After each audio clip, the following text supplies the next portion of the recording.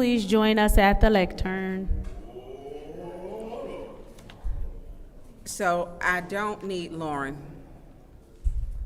I believe her supervisor asked her to come as well. but I didn't. It's fine, I'm permitting her to come. It's not your time, though. It's fine, he's bringing her with you. No, no. She might have the Point of question, order. she might have the Point answer. of order. I get to choose who I have come That's forward. not how this works. People approach the lectern based on the Excuse chair, me, excuse not a me, back and forth. Excuse me. No, it's my time. What are you talking about? You don't get to keep taking the floor. I didn't take the floor, you called a Okay, point of thank you. order. Excuse me. And I'm ruling you out of Excuse me. order. Excuse me. Thank you. The clock is ticking. Nope, pause the time. So what we're not gonna keep doing, because you do this every week. no, When you you do don't this like a ruling, you sit and you wanna argue and go back and forth with the chair. The rules state that the chair can say who comes to the lectern. Her supervisor asked her to come as well. She doesn't need to be greeted with an attitude from you when her supervisor asked her to do something. Let me be Obviously, clear. if he told her to come, Point of order, she point has of an order, answer as point of well. order. What is your My point? point of order is you can't take the floor. 12th I'm not edition taking the Robert Rule. point. You're I'm not taking the floor. giving You something called a that you point of are- you're order. taking I told you the why your floor. point of order was out of Madam Chair, order. I need you Point to of watch your order. tone. I told you why your point of order was out I of need order. you to What's your watch your point of tone. order, Ms. Priestley? Our council rules say that the chair can rule on orders and, as well as during the discussion, take control of that. Thank you. So she is out of order. We do supersede, our council rules Thank you. supersede Robert's rules. She is out of order. She's been told she's out of order. Anyways, are you done?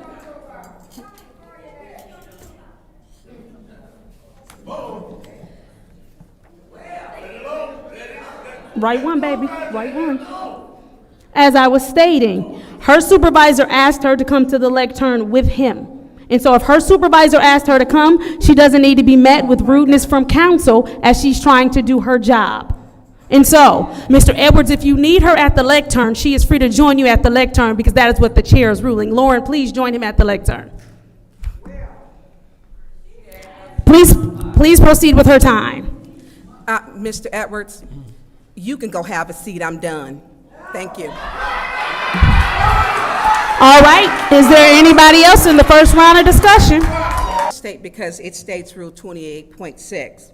It says council members may request, doesn't say the chair.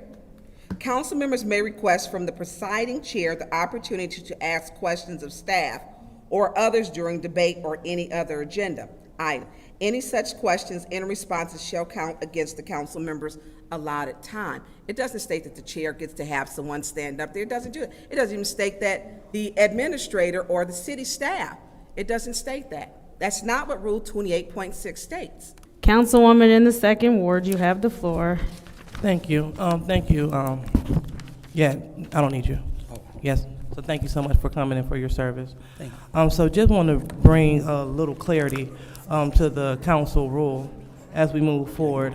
According to Rule 27.6, it states that only the presiding officer may call an individual up to the podium or lectern to answer any questions. Other council members will have to petition the presiding officer to make this request.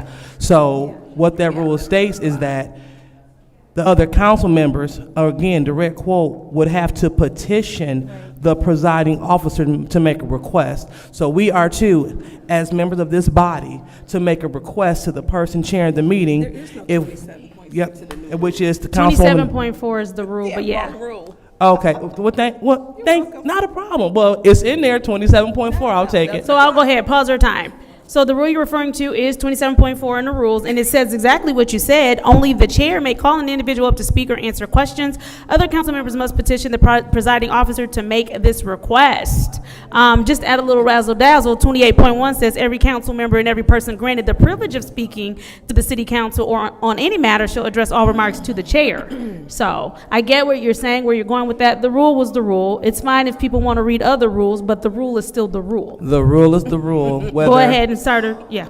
Thank you so much. So, according to mine was updated on February 2023. So I'll make sure to get the updated version from the clerk. But as we hold them up, Ms. Burns, you make sure that you follow those. Thank you. You make sure you do too. All righty, so Ms. Burns, you do not have the floor. So, Councilwoman Burns, you have the floor. Thank you. And you said it very well. I do want to echo that. I do, one thing I will say that out of the civility in bridging new gaps or making communication, being there, I was able to have a good conversation with Councilwoman LaShawn Johnson. And I appreciated having that conversation with you. And it was good. So we talked, it was ethics and civility. Ethics and civility, and literally, there was so much the tone, how to run effective meetings, the presiding officer.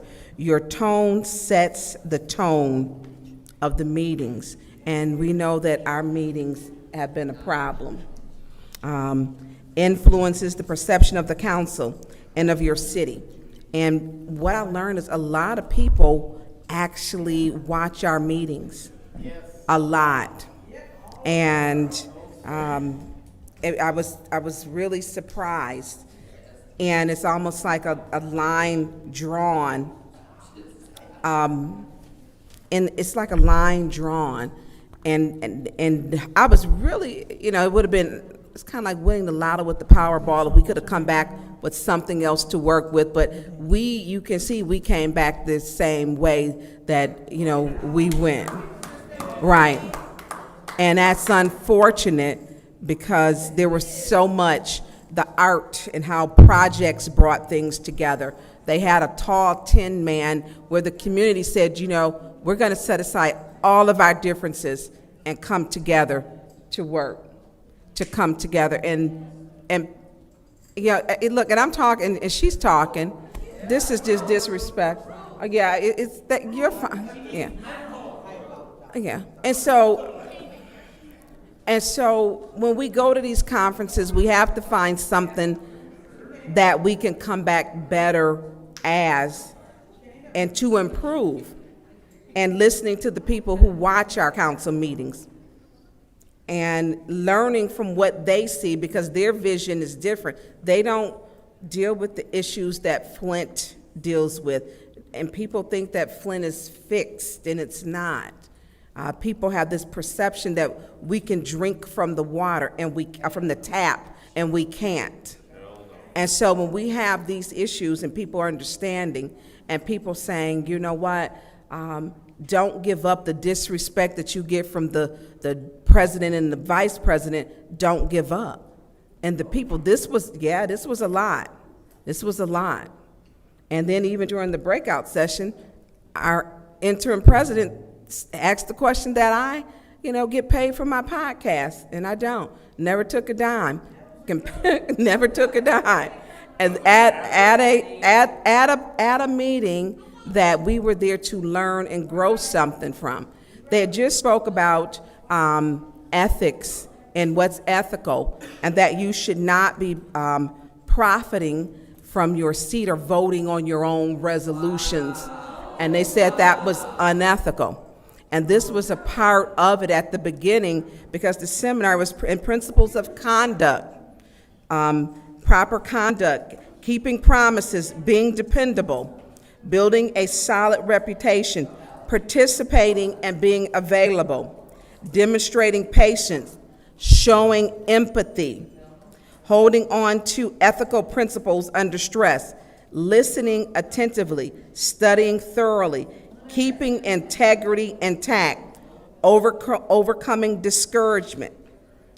And there were so many things. And one thing, Grand Rapids is you feel safe in that city. And you feel safe, and it's clean. Having a clean city, and even like the nightlife for the young people, they live in their best lives. The cafes and restaurants are open. It's a safe city. But we have to be mindful of our conduct. And as we see here tonight, we went there to learn and to bring back one, which was a part of the civility, is to show empathy and have patience. We did not get the tools that we really needed. We did not. And so I want to say to the art projects they have, some wonderful art projects, and we had the murals. There's over 300 murals with Joe Shapani that have been around Flint, and they have done some beautiful projects and working together. I'd like to see us do that. Thank you.